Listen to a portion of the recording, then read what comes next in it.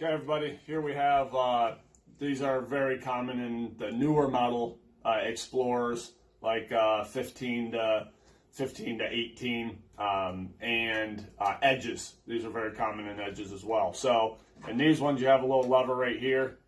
Just pull that back, and then this cover is going to pop off here. These ones are the hardest out of all of them. All right, so in here, if you could kind of get up close on this. All right. There's two little tabs right here. You kind of have to just get in here with a screwdriver and pop that out. This is going to come out separately, like this. All right. This one's going to have two batteries in it. All right. Make sure you get the right batteries. So they're going to be flipped face to face.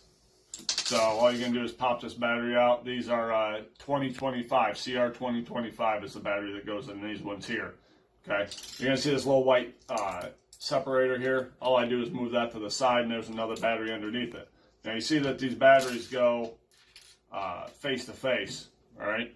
So when you put them back in, you just do it opposite. Okay. You're gonna have your key fob like this. Basically, you just take this battery, slide it down in there, like so. Slide your little cover back over. Put the other one down on top, just like that. Now this is the fun part with these ones. Make sure you get it directed right.